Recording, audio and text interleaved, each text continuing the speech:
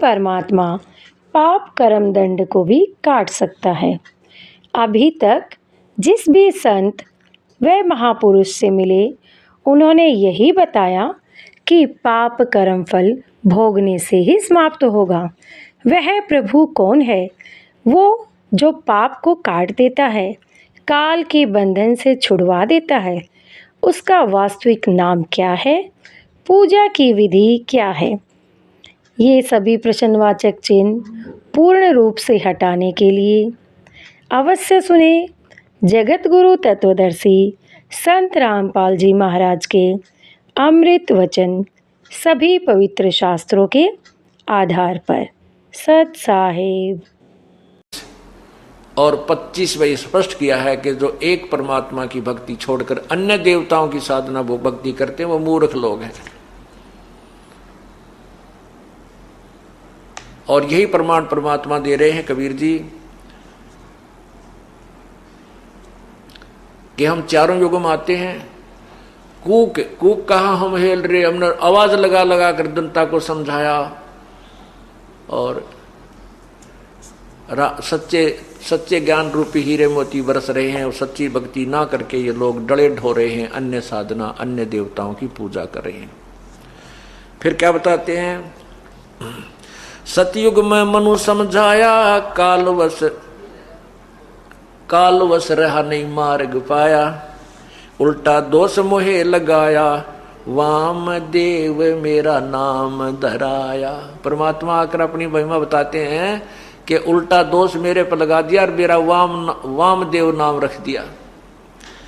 सतयुग में मनु समझाया, मनु जी को परमात्मा आकर मिले, उसने सोचा ये मनु जी बहुत प्रसिद्ध हैं और यदि ये मान जाएंगे तो सारे समाज को, भगत को, मनुष्यों को ये समझा देंगे।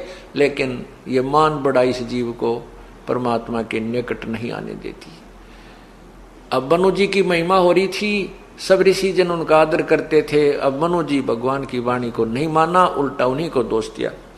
सतयुग में मनु समझाया, काल वश रहा नहीं मार्ग पाया, उल्टा दोष मोहे पर लगाया, वाम देव मेरा नाम धराया। सत सुकृत कम कहते थे, वाम देव ज्यादा कहने लगे। त्रेता में नर नील चिताया, लंका में चंद्र विजय समझाया, सीख मंदोदरी रानी मानी, समझा नहीं रावण अभिमानी। विभीषण की नी सेव हमारी, ताते हुआ लंका छत्रधारी। कहते हैं कि मंदोदरी ने तो हमारी बात को माना लेकिन रावण अभिमानी नहीं माना। विभीषण ने हमारी पूजा की, हमारी सेवा की तो उसको लंका का राज हमने ही दिलवाया। हार गए जब त्रिभुवन राया, समुद्र पर सेतु मैं ही बनवाया। जब समुद्र पर पुल बना रहे थे, न वो नल नील से बन रहा था, ना भगवान श्री राम बनवाने में समर्थ थे, क्योंकि वो 3 दिन तक समुद्र में खड़े होकर के समुद्र से याचना कर रहे थे कि हे सागर राज मुझे रास्ता दे दे। तब समुद्र ने एक विपर रूप धारण किया और बाहर आया, आकर के कहा प्रभु आप ऐसा काम करो, लाठी भी ना टूटे और सर्प भी मर जावे, आप मुझे जलाओ मत। क्योंकि भगवान श्री राम ने अग्नि बाण निकालकर समुद्र को जलाना चाहा था।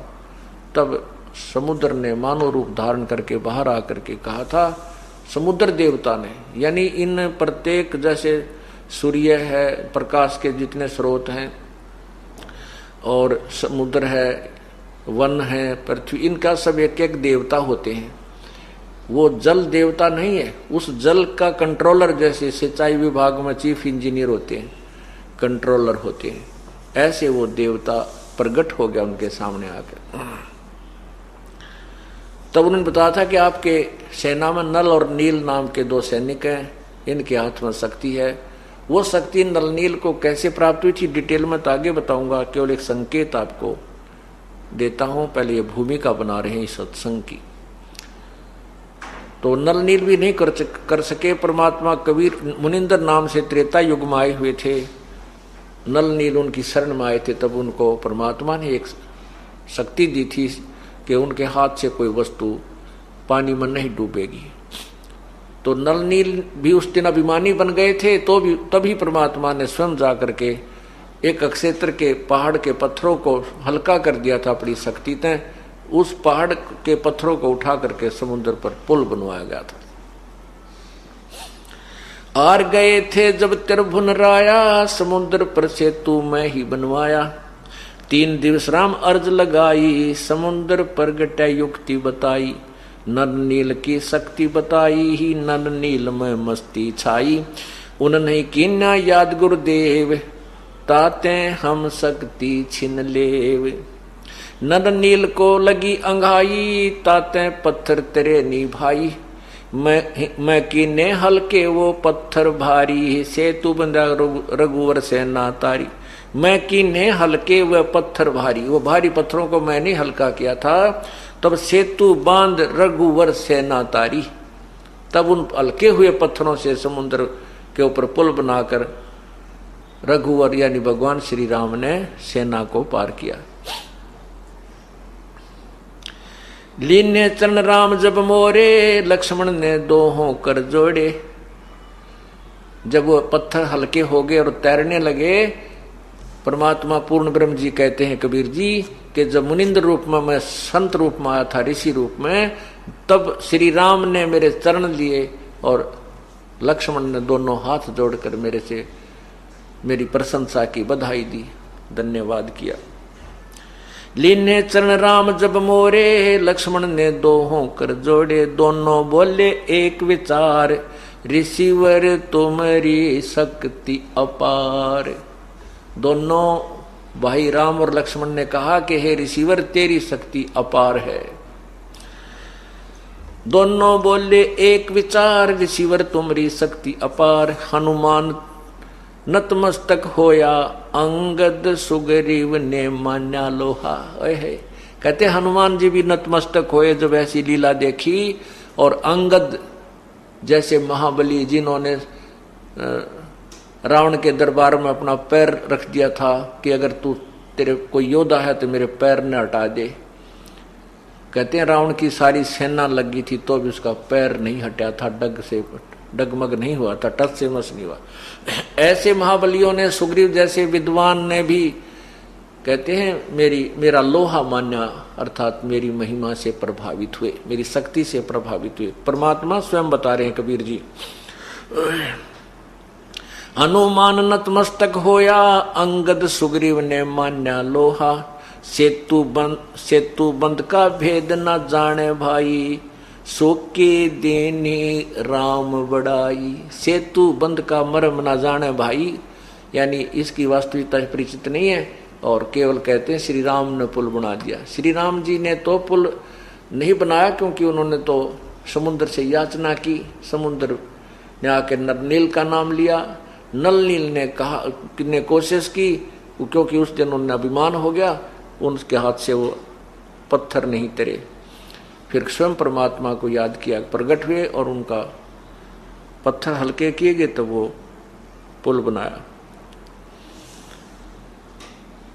रामचंद्र कह कोई शक्ति नारी, जिन ये रची सृष्टि सारी। रामचंद्र जी तो खुद कहते हैं वो परमात्मा कोई और है जिसने सब ब्रह्मांडों को रचा है। अज्ञानी कह रामचंद्र रचने हारा, जिन दशरथ घर लीन अवतारा। ऐसी भूल पड़ी धर्मदासा, यथार्थ ज्ञान न किसी ही पासा। ऐसी भूल पड़ी धर्मदासा, कबीर परमेश्वर ने धर्मदास नाम के अपने एक भक्त को ये सब बताई। ऐसी भूल पड़ी धर्मदासा, यथार्थ ज्ञान ना किसी ही पासा। सच्चा ज्ञान तो किसी के पास नहीं है। उआ बाई बके ब्रह्म ज्ञानी, तत्व ज्ञान की सार न जानी। ये उआ बाई बकते हैं, ये ब्रह्म ज्ञानी कहलाते हैं, जिनको तुम ब्रह्म ज्ञानी कहते हो। जैसे आपने कल सुना था एक महर्षि का सत्यार प्रकाश के विचार पढ़े होंगे, और इनको हम ब्रह्म ज्ञानी कहते थे। उआ बाई बके ब्रह्म ज्ञानी, तत्व ज्ञान की सार न जानी। द्वापर पांडव यज्ञ पूर्ण कीनी, होगी थी सबकी हीनी। 88 बैठे ऋषि जन, सब ही खाए लिया था भोजन। 33 कोट देवता सारे, शंख नहीं बजा रहे सब हारे। 12 करोड़ ब्राह्मण आए, बैठे सभी मुंह लटकाए। उस एक पांडवों ने एक अश्वमेघ यज्ञ रखी थी, उसमें एक शंख अलग से रखा गया था, पंचजन्य शंख, कि जो पूर्ण संत इसमें भोजन खा लेंगे उसी समय भंडारा पूर्ण होते ही ये शंख बजेगा। यदि शंख ने आवाज नहीं की शब्द तो वो समझो यज्ञ संपूर्ण नहीं हुई। उसके विषय में बताई जा रही है शॉर्टकट। 33 कोट 86 ऋषि बैठे जन, सभी खा लिया भोजन। 33 कोट देवता सारे, शंख नहीं बजा रहे सब आरे। 12 करोड़ ब्राह्मण आए, बैठे सभी मुंह लटकाए, यानी सभी ने कुछ कर लिया लेकिन शंख नहीं बजा था।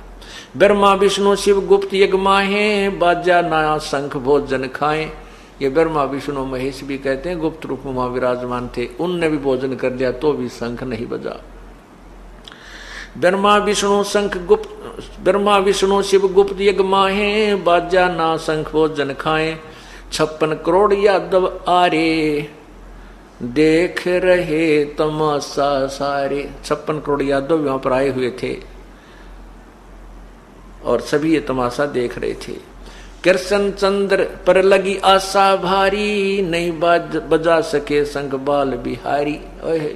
सभी पांडवों की या सभी उपस्थित ऋषियों की भगवान श्री कृष्ण के ऊपर आस थी कि ये भोजन खा लेंगे तो शंख बजेगा।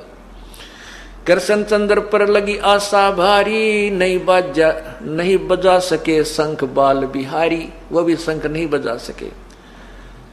एक वाल्मीकि साधक मारा, उन समझा ज्ञान तत्व सारा। परमात्मा कहते हैं द्वापर युग में एक वाल्मीकि घर में जन्म था जिसका सुदर्शन नामक एक भक्त था। उसने, वह मेरा सेवक था यानी मेरे तत्व ज्ञान से परिचित था। उसके भोजन खाने से, अर्थात उसकी भोजन खाने से वो शंख बजा।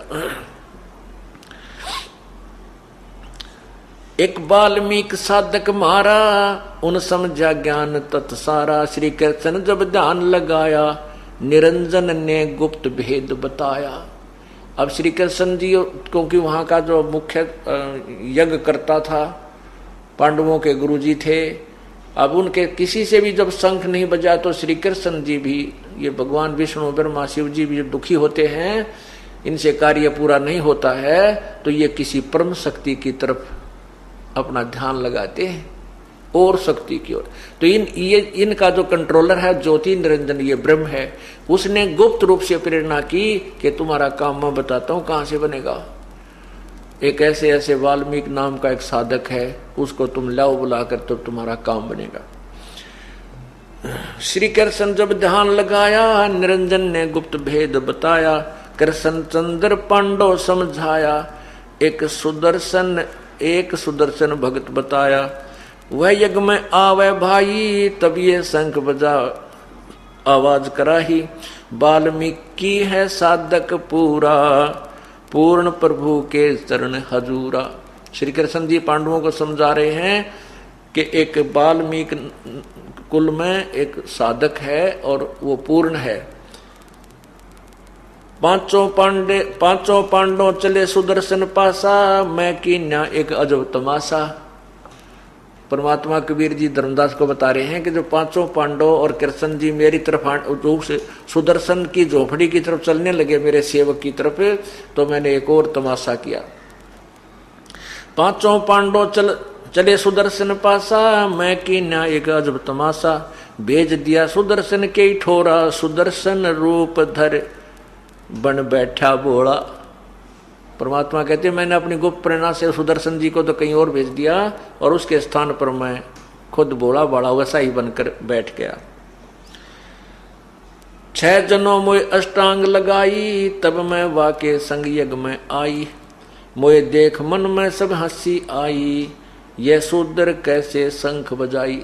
जब उनके साथ यज्ञ में आया तो वहां मैं ऋषि बैठे थे और मेरी वेशभूषा को देख करके एक वाल्मीकि यानी एक शूद्र की वेशभूषा मुझे देखकर सब ने हंसी आई और न सोचने लगे, ये कहने लगे कि ये कैसे शंख बजाएगा, ये काहे का ऋषि ढूंढ के लाए हैं।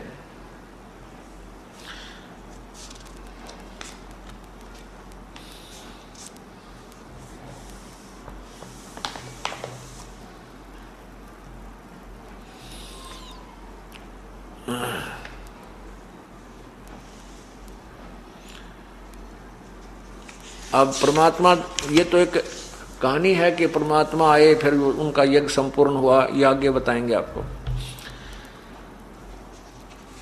अब आपको बताते हैं कि परमात्मा चारों युगों में आते हैं। सतयुग में सत्सुकृत नाम से आए थे,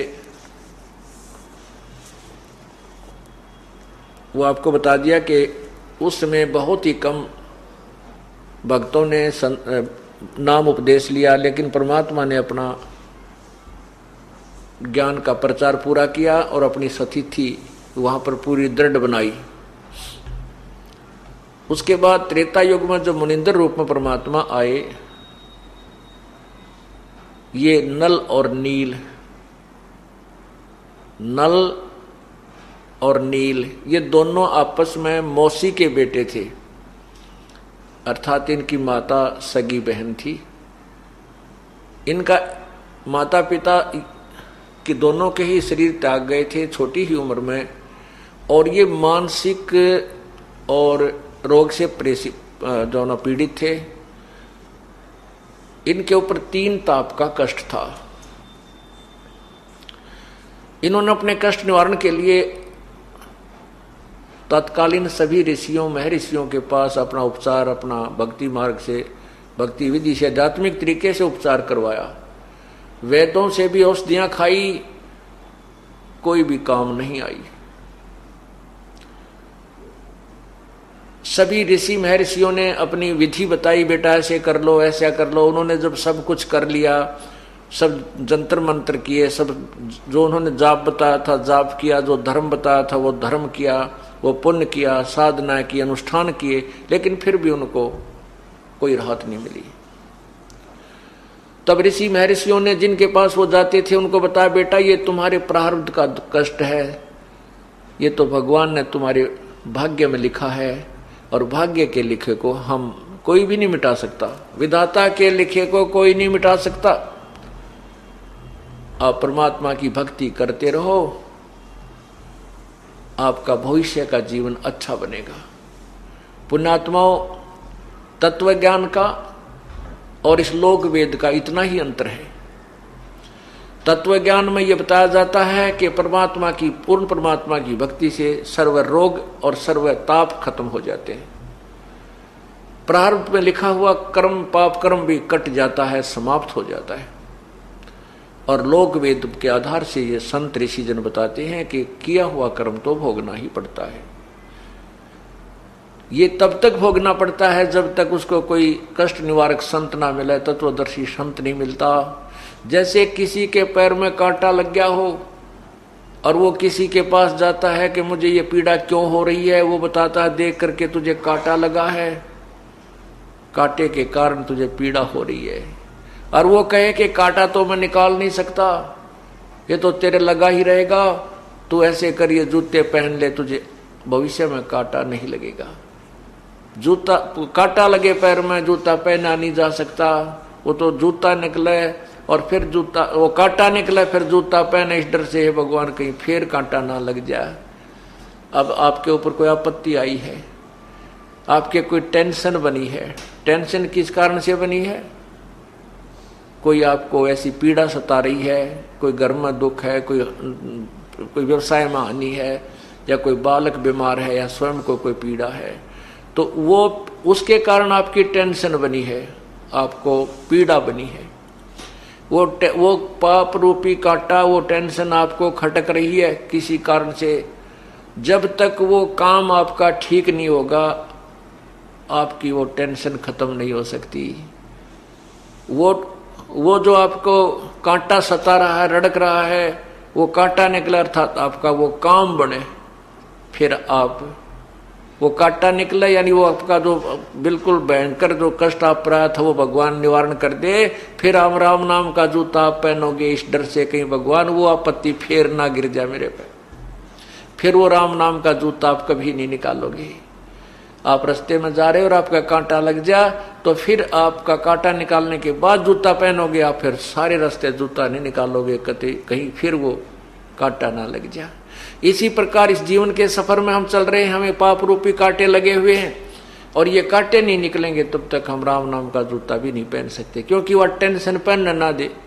वो जूता जो काटा लगा है जूते को पहनने ही नहीं देगा, वो तो निकाल कर ही कुछ राहत महसूस करता है। बल्कि ठीक इसी प्रकार परमात्मा पहले आपके वो कांटे निकालेगा जो आपके ऊपर आपत्ति आई हुई है, और फिर आप इस राम नाम के जूते ने इतने दृढ़ता से पहनोगे जैसे छोटे छोटे बच्चे भी, बहन भी, भाई भी, बेटी भी, बुजुर्ग भी आते ही कहते हैं जी मेरा नाम तो नहीं टूट गया। यानी इतना डर लग रहा है कि कहीं ये राम नाम का जूता फिर निकल जाए, कांटे लग जाए, वही पाप जो पहले दुखी करा करते। तो इस प्रकार हमने अपनी इस भक्ति मार्ग को आगे बढ़ाना है। और तत्व ज्ञान में और इस लोक वेद में बहुत अंतर है। लोक वेद तो आप सुन ही रहे थे, महर्षियों की और ऋषियों की, वर्तमान के जितने भी संत हैं या पहले के जितने भी, एक कबीर परमात्मा को छोड़कर और वेदों और गीता जी के ज्ञान के अतिरिक्त अन्य जितने भी अपने हिंदू समाज के अंदर प्रचलित संतों ऋषियों की थ्योरी के अपनी बनाई हुई पुस्तकें हैं या उनका ज्ञान है, उनने देख लो उठाकर, सब में ये भरा हुआ है कि कराया हुआ कर्म तब भोगना पड़ेगा, प्रारब्ध तो कट ही नहीं सकता। और परमात्मा कहते हैं और वेद बताते हैं कि वो पूर्ण परमात्मा अधर्म के अधर्म यानी घोर पाप को भी, अंश से अंश को भी खत्म कर देता है, नष्ट कर देता है, नाश कर देता है, क्षमा कर देता है। तो इसलिए तो भगवान के नाम की, भगवान की भक्ति में रुचि बनती है। और भगवान कुछ भी ना करे, ना पाप काटे, ना कोई निर्धन धनी बनावे, ना दुख दूर करे, फिर कौन भजन करे भगवान का? आवश्यकता ही समाप्त हो जाती है भक्ति की। इसलिए समाज नास्तिक हो गया, क्योंकि इनको यथार्थ भक्ति मार्ग नहीं मिला और जो साधना ये करते थे उनसे लाभ नहीं हुआ। आखिर में गुटी छुट्टी लाके अपना गम बुलाने लगे, उससे और दूने निर्धन हो गए और विकार घने बन गए, आपस में लड़ाई झगड़े बढ़ गए। परमात्मा की दया से जब आपके घर में सुख होगा, आपका माइंड बिल्कुल बैलेंस रहेगा, झगड़ा भी कम होगा, कोई गाली भी दे जाए तो भी सहन करोगे। और जब टेंशन बनी होती है, कोई बालक भी बोल पड़ा, उठकर दो मारा उसके, बढ़िया रह लो है, वो दूना झगड़ा बढ़ता है। कारण क्या है कि उसका बीपी जो है अप डाउन होता रहता है। और जब परमात्मा मिल जाएगा, भक्ति करेंगे, सारे दुख दूर हो जाएंगे, ये बीपी भी ठीक हो जाएगा और आधे झगड़े करके आप पर मिट जाएंगे। फिर परमात्मा की भक्ति का और शक्ति का वहां पर आपके घर में निवास हो जाएगा,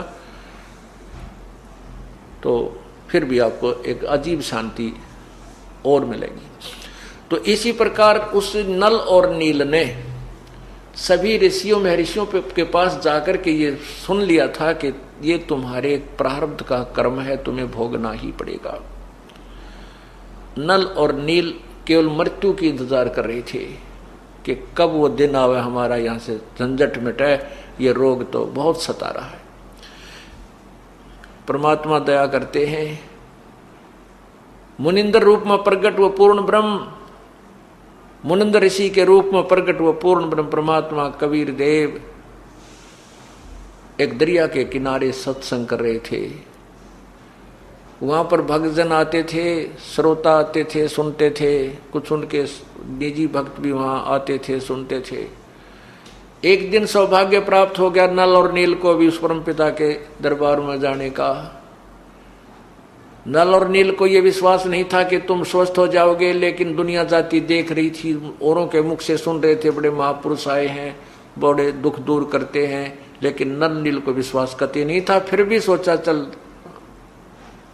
टाइम तो पास करना, 2 घड़ी वहां बैठ आते हैं चल के। अब जो ही नल नील वहां सामने आए, उस अक्षेत्र में आते उनको कुछ राहत मिलने लगी।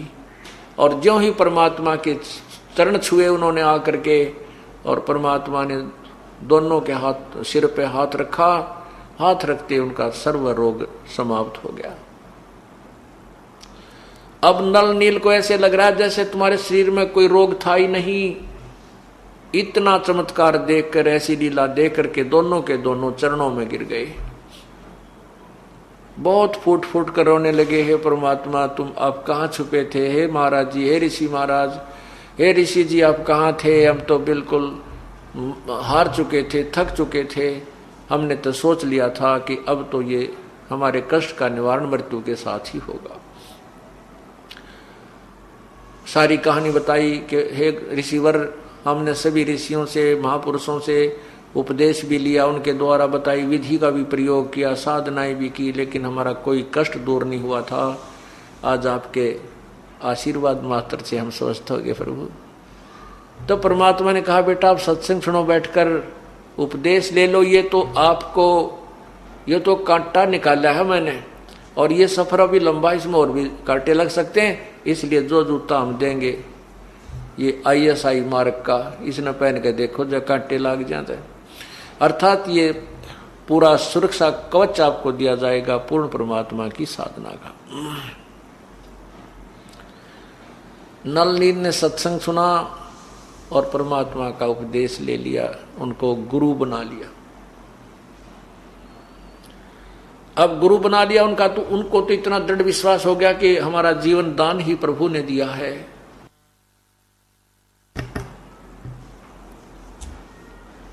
और सत्संग के अंदर वचन सुना करते थे। क्या वचन सुनाते हैं संत जन? कि भाई जैसे कपड़ा मैला हो जाता है, उस कपड़े के मैल को साफ करने के लिए कई विधि अपनाता है धोबी। कुछ तो मैल ऐसे होते हैं, कुछ तो मैल ऐसा होता है जो केवल पानी में धोन मात्र से समाप्त हो जाता है। कुछ ऐसा मैल होता है उसको साबुन ही लगा करके नष्ट किया जा सकता है। कुछ ऐसे दाग होते हैं जो ड्राई क्लीन से होते हैं।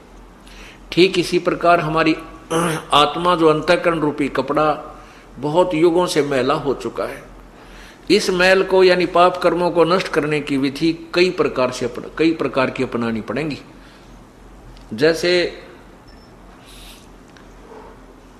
जैसे रोगी डॉक्टर के पास जाता है, डॉक्टर उसको पीने की दवाई अलग से देता है, कैप्सूल न्यारे देगा, गोली अलग से देगा, और फिर मालिश की दवाई अलग से देता है। इन सभी औषधियों का प्रयोग करके स्वस्थ हुआ जाता है। इसी प्रकार इस हमारे को ये दीर्घ रोग लगा हुआ है जन्म और मृत्यु का। इस जन्म मृत्यु के रोग को काटने के लिए हमें कई प्रकार की उपचार अर्थात कई प्रकार की उपासना जैसे जैसे भी विधि है वो सब अपनानी पड़ती है। इसलिए हमारे ऊपर जो पाप कर्मों का धब्बे लगे हैं, दाग लगे हैं, मैल चढ़ा हुआ है, उसको काटने के कई तरीके बताए। जैसा आपने कल यजुर्वेद में